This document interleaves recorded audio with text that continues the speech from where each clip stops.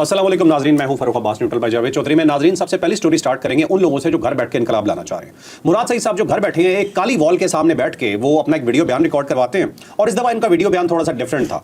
दो जुबानों में उन्होंने ये वीडियो बयान रिकॉर्ड करवाया और पूरी तरह से आग लगाने की कोशिश की, और पूरी तरह से कोशिश की कि भाई लोग जाएं इस्लामाबाद पे चढ़ जाएं, गोलियां खाएं, लेकिन मैं यहीं बैठा रहूं। उन्होंने क्या क्या बात की, उनकी पूरी बात का मकसद क्या था, ये उनका 2 पॉइंट एजेंडा है, वो भी हम आपको इसके अंदर बताने जा रहे हैं, और इमरान खान साहब का पूरा चैप्टर हम डिस्कस करेंगे इसके बाद जाके। लेकिन अभी स्टार्ट करते हैं मुराद सईद साहब से कि उन्होंने क्या कहा है। अब सवात में वर्कर्स कन्वेंशन था कल, जिसमें जुनैद अकबर साहब की जो तकरीर है बड़ी कंट्रोवर्शियल है, जिसके अंदर उन्होंने कहा कि आप अगर हमारे शहीदों को शहीद नहीं मानेंगे तो हम आपके शहीदों को शहीद नहीं मानेंगे, यानी कि फौज को डायरेक्ट उन्होंने कह दिया। और उन्होंने कहा जी जिस तरह आपके जवान शहीद होते हैं, आप उनकी मैयत जो है उसको पाकिस्तानी झंडे में लपेट के दफन करते हैं, साथ सल्यूट करते हैं, तो बिल्कुल इसी तरह हमारे जो वर्कर्स जब शहीद होते हैं तो उनकी मैयतें जो है ना उसको भी झंडा नसीब होना चाहिए और सल्यूट होना चाहिए, और आप जब उनको नहीं मानते तो फिर हम आपको नहीं मानेंगे। तो सीधी सीधी धमकी थी जुनैद अकबर साहब की तरफ से।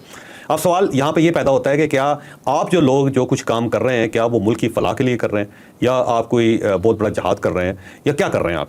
बेसिकली आप स्टेट के साथ लड़ने की कोशिश कर रहे हैं, यानी और सिर्फ इसलिए लड़ने की कोशिश कर रहे हैं कि आपका लीडर जो है जेल के अंदर है, और आप ये चाहते हैं कि केस हो ना हो, सजा हो ना हो, अदालत हो या ना हो, लेकिन आप हमारे जो लीडर है उसको रिहा कर दें, और ज़बरदस्ती रिहा करवाना चाहते हैं आप, और स्टेट को आप बिल्कुल तोड़ फोड़ के बराबर करना चाहते हैं। और आप ये चाहते हैं कि हकीकी आज़ादी हासिल की जाए, और हकीकी आज़ादी जब पूछा जाता है किससे हासिल करनी है तो फिर आप कहते हैं स्टेट से हासिल करनी। तो यानी कि आप स्टेट को गासिब कह रहे हैं, आप स्टेट को जालिम कह रहे हैं, और आप ये कह रहे हैं कि जो स्टेट जो है वो आवाम के खिलाफ है, और हम इससे बदला लेना चाहते हैं और हम इससे आज़ादी हासिल करना चाहते हैं।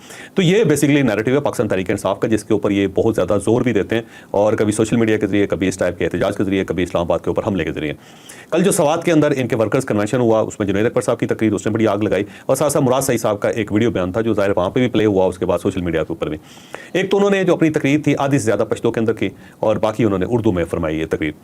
अब सवाल ये है कि जब आप पहले उर्दू में तकरीरें कर रहे थे, और पूरा पश्तून इलाका जो है वो उर्दू समझता भी है और वो उर्दू में बात भी करते हैं, तो पश्तो ज़ुबान में तकरीर करने की क्या ज़रूरत थी? उसकी एक ही वजह है कि बेसिकली पश्तून कार्ड खेलने की कोशिश कर रहे हैं, और उसकी दूसरी जो रीज़न है वो बलोचिस्तान के अंदर, क्योंकि वहाँ पे बलोच कार्ड खेला जा रहा है, और BYC कर रही है, मारंग बलोच कर रही है, बलोचिस्तान कार्ड इस्तेमाल कर रही है, फिर अब अख्तर मैंगल साहब कर रहे हैं। तो जब उस साइड से बलोच कार्ड इस्तेमाल किया जा रहा है, और ये बाकायदा बाहर की साजिश है, बाहर से बाकायदा फंडिंग हुई है, और उसमें बड़ी कोशिश करके वहाँ पर बलोच कार्ड खेला जा रहा है, तो इस साइड पर आपने पश्तून कार्ड खेलना शुरू कर दिया। और ये पश्तून कार्ड सिर्फ आप अकेले नहीं खेल रहे, ये TTP भी खेल रही है। TTP जो है वो भी ज़ाहिर एक पश्तून पार्टी है, पश्तून दहशतगर्द ग्रुप है, और वो भी यही कहता है कि जनाब ये जो आपने फाटा का मर्जर किया था इसको अंडू करें और इसको पुराने सिस्टम के मुताबिक लेके आएँ जो गोरों ने बनाया था, और वो इनके पश्तून भाई हैं, और वही इशू है। तो एक साइड से वो पुश कर रहे हैं, दूसरी साइड से मुराद सईद साहब ने पुश करना शुरू कर दिया। तो गोया आप उन तालिबान के साथ मिलने की कोशिश कर रहे हैं जिनके आप खिलाफ होते थे, और जब रियासत ने फैसला किया था जिसमें जनरल बाजवा, जनरल फैज़ हमीद साहब शामिल थे, इन दोनों ने मिलकर इमरान खान साहब को कन्विंस किया था कि हम TTP के लोगों को अफगानिस्तान से ले आते हैं पाकिस्तान। उस वक्त मुराद सईद साहब पहले आदमी थे जिन्होंने एतराज़ किया था। उन्होंने कहा ये लोग जो हैं ये बाकायदा वापस आएंगे तो उसके बाद फिर हम सवात में दाखिल नहीं हो सकेंगे, ये दोबारा भत्ता लेंगे और इनका कब्जा हो जाएगा पूरे खैबर पख्तूनख्वा में। तो इन्होंने बड़ा रिवोल्ट किया। फिर कादरी साहब थे, एक नूरुल हक कादरी साहब, उन्होंने बहुत ज़्यादा शोर किया। तो फिर उसके बाद ये सारा इशू जो था पार्लियामेंट में गया था, लेकिन ये सारा था जनरल बाजवा साहब और इमरान खान साहब का, यानी उस वक्त की एस्टैब्लिशमेंट और साथ साथ इमरान खान साहब। तो उस वक्त मुराद सईद साहब का मौक़िफ़ मुख्तलिफ था, लेकिन अब ये पश्तून कार्ड भी खेल रहे हैं, और इसका मतलब ये कि आग एक लगाना चाह रहे हैं, और ऐसा साबित करने की कोशिश कर रहे हैं कि जो एस्टैब्लिशमेंट है या रियासत है वो पश्तूनों के ऊपर जुल्म कर रही है, वो PTI के ऊपर जुल्म नहीं कर रहे। तो एक तो इस तकरीर का ये मकसद बनता है। दूसरा, एक ड्रोन हमला हुआ है। मेरा ख्याल है कि ड्रोन हमले की तहकीकात होनी चाहिए। अगर उसके अंदर बाकी मासूम लोग मारे गए हैं और उनका कोई ताल्लुक नहीं था तो ड्रोन के जरिए उनको मारना ये ज़्यादती है, तो कहीं ना कहीं तहकीकात उसकी होनी चाहिए। लेकिन इस इशू को बहुत ज़्यादा पाकिस्तान तहरीक इंसाफ उठा रही है, और इसलिए उठा रही है कि इसके अंदर ज़ाहिर एस्टैब्लिशमेंट की गलती है। अगर वाकई ऐसा हुआ है तो फिर एस्टैब्लिशमेंट के खाते में ये डाला जा सकता है। तो जहाँ जहाँ एस्टैब्लिशमेंट थोड़ी सी वीक होती है या जहाँ पे बैकफुट पे होती है, तो वहाँ पे पाकिस्तान तहरीक इंसाफ वार करती है उसके ऊपर। तो ये दोनों चीज़ें जो है उन्होंने अपनी, इसमें सादा सा सवाल है मेरा कि इन्होंने एतराज़ भी किया मुराद सईद साहब ने, ये कहते हैं जी कि मीडिया ने कवरेज नहीं दी जब इस तरह का कुछ होता है, कुछ पुरानी मिसालें भी दे रहे थे अपनी तरफ से वो, लेकिन सोशल मीडिया तो है ना जो सबसे बड़ी स्ट्रेंथ है PTI की। अगर इन्हें लगता है कि ऐसा कुछ हुआ है तो इन्होंने सोशल मीडिया के ऊपर उन लोगों को क्यों नहीं दिखाया, क्यों नहीं बताया कि वो कौन लोग हैं, किनके साथ जुल्म हुआ है, वाकई वो दहशतगर्द नहीं थे। ये तो ऐसे लग रहा है कि स्टेट ने जो भी करना है उसके खिलाफ ही जाना है। तो वहाँ पे गवर्नमेंट है इनकी, खुद तहकीकात करवा लें। गंडापुर साहब को कहें कि वो तहकीकात करवाएं, इसकी कोई कमीशन बना लें, उसकी तहकीकात करवा के आप उसकी रिपोर्ट अनाउंस कर दें, पब्लिश कर दें। उसमें तो काम करना पड़ेगा ना साहब। तो काम तो करना पड़ेगा, फिर मुश्किल तो थोड़ा सा मुश्किल तो है। तो एक साइड पे मुराद सईद साहब खुद गायब हैं, वो खुद रोपोश हैं, कोई समझ नहीं आती उनकी लोकेशन की। वो एक वीडियो बनाते हैं, वीडियो बनाने के बाद उसको रिलीज करते हैं और फिर अपनी लोकेशन चेंज कर लेते हैं, और उनकी पूरी कोशिश होती है कि वो खुद पकड़े ना जाए। लेकिन बाकी पूरी कौम से उनको तवक्को है कि वो बाहर निकलेगी, सड़कों पे आएगी, इस्लामाबाद जाएगी, गोली खाएगी और उसके बाद इंकलाब लेके आएगी। और जब इंकलाब मुकम्मल हो जाएगा तो फिर कौम वापस आएगी, वापस आके मुझे तलाश करेगी, तलाश करने के बाद कंधों पे बिठाएगी, कंधों पे बिठा के तो मैं उस पर इंकलाब को लीड करूंगा जो हो चुका होगा। ठीक है। तो ये अजीब से वैसे लीडर हैं जिनके अंदर इतनी करज नहीं है कि सामने आ सके और मुकाबला कर सके, लेकिन दूसरों के बच्चों को मरवाना जो है समझते हैं कि बहुत अच्छा बड़ा अफसल जहाद है।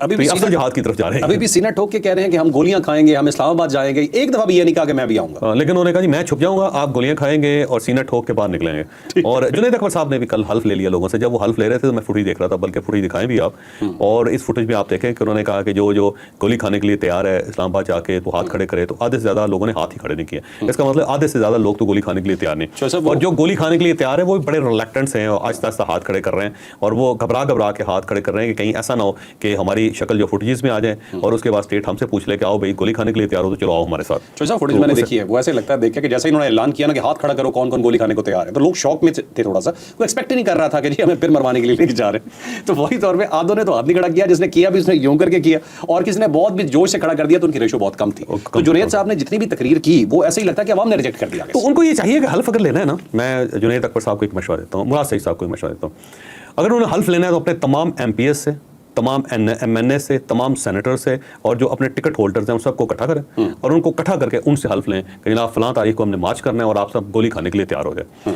आप उसी वक्त देख लीजिएगा, पहले तो आधे से ज़्यादा आएंगे नहीं, और जो आएंगे वो हाथ नहीं खड़ा करेंगे, और किसी ने अगर हाथ खड़ा कर दिया तो गायब हो जाए वो उस दिन आएगा। क्योंकि आपको याद है कि 24 नवंबर को जब इन्होंने ऐलान किया था तो 26 नवंबर को कितने MNS थे, कितने सेनेटर्स थे, कितने MPS थे, कोई भी नहीं था, सब गायब हो गए। सबसे बड़ी निशानी है गिरफ्तारियां जब हुई उसमें कोई MNA MP नहीं था, गायब हो गए सब चले। बल्कि वो रास्ते में इस तरह करते थे कि किसी न किसी जगह खड़े होकर गाड़ी से उतर के गाड़ी के साथ लटक के एक फुटेज बनाते थे और इमरान खान के नारे लगाते थे, उसके बाद गायब हो जाते। उसके बाद समझ नहीं आती थी गए कहाँ पे, और वहाँ सिर्फ 2-3 लोग रह गए, इवन ये गंडापुर रह गए और बेगम साहब रह गई। उमर अयूब साहब कहते हैं जी मैं भी वहाँ पे था और मैं गाड़ी के अंदर सवार हो गया था, और आज तक ये साबित नहीं हो सका कि सवार हुए थे नहीं हुए थे, बीबी उसी गाड़ी में थी, दूसरी गाड़ी में थी। तो ये लोग गायब हो गए। तो इतनी बड़ी पार्टी है, अगर सिर्फ इनके MNAs ही आ जाते तो 90 के करीब तो MNAs है, और सेनेटर्स भी आ जाते, 150 बंदा तो ये हो जाता, और 150 बंदा MNAs और सेनेटर बहुत बड़ी स्ट्रेंथ होती है। और नहीं खैबर पख्तूनख्वा के अपने MPS को ले आते, ना हो तो आप उनके मिनिस्टर्स को ले आए जो इस वक्त पोर्टफोलियो को एंजॉय कर रहे हैं, और ऐसे ऐसे मिनिस्टर्स हैं कि पहले उनकी आटे की चक्की होती थी और उसके बाद वो बिलियनर्स हैं, और पहले उनकी कसाई की दुकान थी और इस वक्त तो 20 अरब रुपए के उनके असासे हैं। और कुछ लोग ऐसे होते थे जो मांग के गाड़ी किराए पे लेके आते होते थे, अब वो बड़ी बड़ी लैंड क्रूजर्स के मालिक हैं और अरबों रुपए के मालिक हैं। कुछ ऐसे वजीर भी हैं कि जिन्होंने एक स्ट्रोक से 34 करोड़ रुपया हड़प कर लिया, और खुद एहतसाब कमीशन जो उनका एहतसाब कमेटी है वो एहतसाब करके उनको क्वेश्चनियर भेज रही है, तो वो कहते हैं जी नहीं हम तो जवाब देंगे नहीं सर। तो ये सारे लोग आते ना उस वक्त मार खाने के लिए, गोली खाने के लिए, या सीना ठोक के सामने खड़े हो जाते हैं, उस वक्त नहीं है। तो जुनैद अकबर साहब को चाहिए कि गरीब वर्कर्स को, बेचारे को, जो दिहाड़ीदार मजदूर है, जो स्टूडेंट्स है, गरीब माँ बाप का बच्चा है, उसके बजाय वो अपने MPS को तैयार करें, अपने MNAs को तैयार करें, अपने सेनेटर्स को तैयार करें। ये कैसा इंकलाब है कि जिसके अंदर ये सारे घरों में बैठे हुए हैं और गरीब आदमी को बाहर निकाल रहे हैं पश्तो बोल के कि चलो आप तैयार हो जाओ भाई, जज्बाती करके कि आपने गोली खानी। अच्छा, बड़ी मजे की बात बताता हूँ, ये लतीफ़ा मुझे इमरान खान ने सुनाया था। अच्छा, मैं बिल्कुल 100% होता है इसके अंदर कोई डाउट, मुझे खुद इमरान खान ने बताया था। और ये लतीफ़ा मैं मुख्तलिफ जगहों पर मुख्तलिफ जानवर करके सुनाता रहा हूँ, लेकिन जो एक्चुअल लतीफ़ा मैं आज आपको सुनाने लगा। ठीक है। तो उसमें उसने कहा कि जंगल के अंदर सूअर था जी, तो उसने सबको इकट्ठा करके कहा कि ले जी कुर्बानी का वक्त आ गया भेड़ों को, तो आपने इस तरह करना है कि सब लोगों ने कुर्बानी देनी है उसमें।